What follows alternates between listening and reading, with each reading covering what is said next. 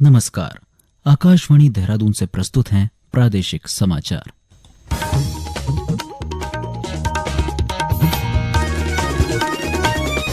पहले मुख्य समाचार। प्रधानमंत्री नरेंद्र मोदी ने आपदाग्रस्त उत्तराखंड के लिए 1200 करोड़ रुपए की वित्तीय सहायता की घोषणा की। मुख्यमंत्री पुष्कर सिंह धामी ने उत्तराखंड में आपदा से हुए नुकसान की भरपाई के लिए आर्थिक राहत पैकेज की घोषणा पर प्रधानमंत्री नरेंद्र मोदी का आभार व्यक्त किया। श्री धामी ने कहा, प्रदेश में प्राकृतिक आपदा से निपटने के लिए सरकार पूरी क्षमता से प्रयास कर रही है। उत्तराखंड के विभिन्न विभागों में वर्दीधारी उपनिरीक्षक और आरक्षी के पदों पर सीधी भर्ती में एकरूपता के लिए एकीकृत भर्ती नियमावली की अधिसूचना जारी। और उत्तराखंड की वन पंचायतों के सशक्तिकरण और कार्बन क्रेडिट पर अल्मोड़ा में 1 दिवसीय कार्यशाला का आयोजन। प्रादेशिक समाचारों के साथ मैं मानव डोभाल और अब समाचार विस्तार से। प्रधानमंत्री नरेंद्र मोदी ने आपदा प्रभावित उत्तराखंड के लिए 1200 करोड़ रुपए की वित्तीय सहायता की घोषणा की है। अपने 1 दिवसीय दौरे के दौरान श्री मोदी ने देहरादून में राज्य के प्रभावित क्षेत्रों में बाढ़ की स्थिति, बादल फटने, बारिश और भूस्खलन से हुए नुकसान की समीक्षा की। प्रधानमंत्री ने लोगों की मदद के लिए बहुआयामी दृष्टिकोण अपनाने की आवश्यकता पर बल दिया है।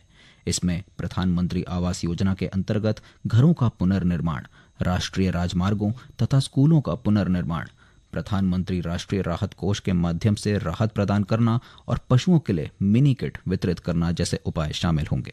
हमारी संवाददाता ने बताया है कि प्रधानमंत्री ने बाढ़ और संबंधित आपदाओं में मृतकों के परिजनों के लिए 2-2 लाख रुपए और गंभीर रूप से घायल लोगों के लिए 50-50 हजार रुपए की अनुग्रह राशि की भी घोषणा की है। प्रधानमंत्री नरेंद्र मोदी ने अपने उत्तराखंड दौरे के दौरान ये घोषणा की कि हाल ही में आई बाढ़ और भूस्खलन से अनाथ हुए बच्चों को पीएम केयर फॉर चिल्ड्रन योजना के माध्यम से सहायता प्रदान की जाएगी, जिससे उनकी दीर्घकालीन देखभाल और कल्याण सुनिश्चित होगा। श्री मोदी ने आपदा प्रभावित परिवारों से मुलाकात की और जान गंवाने वालों के परिजनों के प्रति संवेदना व्यक्त की। श्री मोदी ने कहा कि आपदा प्रबंधन अधिनियम और नियमों के अंतर्गत राज्यों को अग्रिम भुगतान सहित इस समय घोषित की जा रही सहायता अंतरिम अवधि के लिए है। उन्होंने कहा कि केंद्र सरकार ने पहले ही उत्तराखंड में नुकसान का आकलन करने के लिए अंतर मंत्रालय केंद्रीय दल भेजे हैं। प्रधानमंत्री ने तत्काल राहत और प्रतिक्रिया में योगदान देने के लिए एनडीआरएफ, एसडीआरएफ, सेना, राज्य प्रशासन और अन्य सेवा उन्मुख संगठनों के कार्मिकों के प्रयासों की सराहना की। साक्षी सिंह, आकाशवाणी समाचार, देहरादून।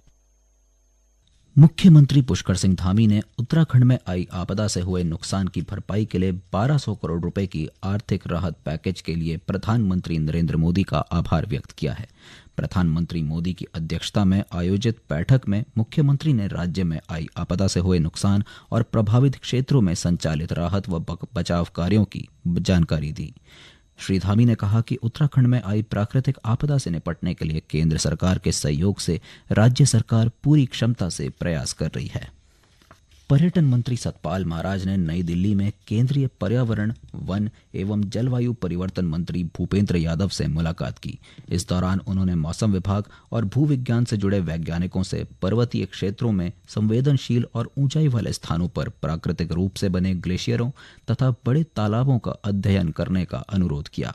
पर्यटन मंत्री ने कहा कि उपग्रह आधारित निगरानी प्रणाली को मजबूत करने, बादल फटने और अन्य आपदाओं की सटीक जानकारी तुरंत स्थानीय प्रशासन और आम जनता तक भेजने की तकनीक पर तेजी से काम करने की जरूरत है, ताकि भविष्य में इस गंभीर संकट से निपटा जा सके। ये समाचार आकाशवाणी के देहरादून केंद्र से प्रसारित किए जा रहे हैं। उत्तराखंड के विभिन्न विभागों में वर्दीधारी उपनिरीक्षक और आरक्षी के पदों पर सीधी भर्ती में एकरूपता के लिए एकीकृत भर्ती नियमावली की अधिसूचना जारी कर दी गई है। मुख्यमंत्री पुष्कर सिंह धामी ने कहा कि राज्य के युवाओं के हितों और सुविधा को ध्यान में रखते हुए विभिन्न विभागों में वर्दीधारी उपनिरीक्षक तथा आरक्षी के पदों पर एकीकृत भर्ती की व्यवस्था एक महत्वपूर्ण कदम है। उन्होंने कहा कि उत्तराखंड सरकार की प्रतिबद्धता के अनुरूप वर्दीधारी पदों के लिए तैयार की गई नई नियमावली युवाओं को पारदर्शी और निष्पक्ष भर्ती के अवसर प्रदान करने के साथ ही राज्य की सुरक्षा तथा सेवा व्यवस्था को भी सुदृढ़ करेगी।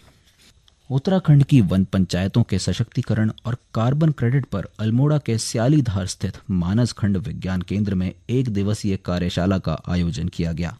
यूकॉस्ट द्वारा महिला हाट और वसुंधरा संस्था के सहयोग से आयोजित इस कार्यशाला में अल्मोड़ा और नैनीताल जिलों के सरपंच संगठनों ने भाग लिया।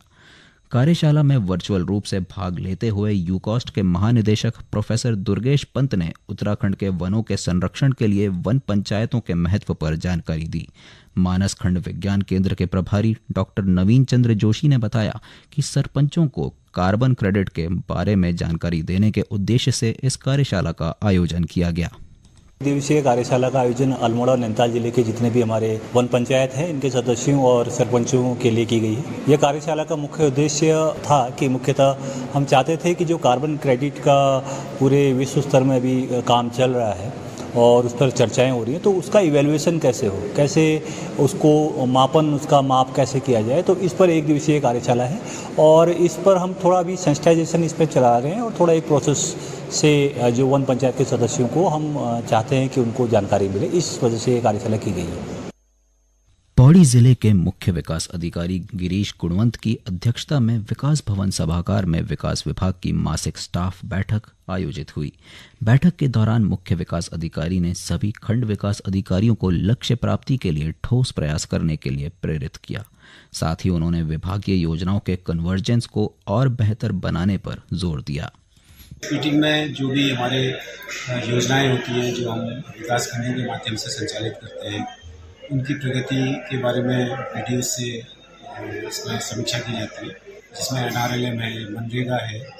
इसी प्रकार से जो हमारे NRLM में जो हमारे महिला समूह हैं उनके द्वारा क्या काम किया जा रहा है और उनको हम और कैसे लाभान्वित कर सकते हैं, उनके प्रोडक्ट को और अच्छा हम कैसे बना सकते हैं, उनको कैसे मार्केटिंग की सुविधा दे सकते हैं, पैकेजिंग की सुविधा दे सकते हैं, इसके संबंध में बात हुई। और टिहरी जिले में 22 सितंबर से शुरू हो रहे ऐतिहासिक कुंजापुरी मेले की तैयारियां जिला प्रशासन ने शुरू कर दी है। इसके लिए प्रशासन मेला परिसर में भीड़ नियंत्रण और अन्य मूलभूत सुविधाओं को बेहतर बनाने में जुटा है। इसी क्रम में जिला अधिकारी नीतिका खंडेलवाल और वरिष्ठ पुलिस अधीक्षक आयुष अग्रवाल ने नरेंद्रनगर में कुंजापुरी मेले की तैयारियों और व्यवस्थाओं को लेकर निरीक्षण किया। आकाशवाणी से बातचीत में जिलाधिकारी ने बताया कि मेला परिसर में सभी व्यवस्थाएं समय पर पूरी करने के लिए संबंधित अधिकारियों को आवश्यक निर्देश दिए गए हैं। मेरे और SSP साहब के द्वारा यहाँ की कुंजापुरी मेला जो 22 सितंबर से शुरू होने वाला है, उसका पूरा देखा गया कि कुंजापुरी मेले के अप्रोच और उसके रास्ते देखे गए। प्लस नरेंद्रनगर मार्केट में जहाँ कुंजापुरी मेले का भव्य जो पूरा सम्मेलन सब होता है, उसको भी देखा गया और वहाँ पे सभी डिपार्टमेंट्स जो मौजूद थे सबको इंस्ट्रक्शन दे दिए गए हैं कैसे कैसे आगे चीज़ें करेंगे और हम लोग का क्राउड मैनेजमेंट किस तरीके से है वो भी देख लिया गया है और मुझे लगता है कि बड़ी बात है कुंजापुरी मेला अच्छे से संपादित होगा। और अब एक नजर आज के समाचार पत्रों की सुर्खियों पर। प्रधानमंत्री नरेंद्र मोदी के उत्तराखंड दौरे को सभी समाचार पत्रों ने प्रमुखता से सचित्र प्रकाशित किया है। दैनिक जागरण का शीर्षक है, पीएम मोदी ने उत्तराखंड के आपदा पीड़ितों का दर्द पाटा, 1200 करोड़ की तत्काल मदद।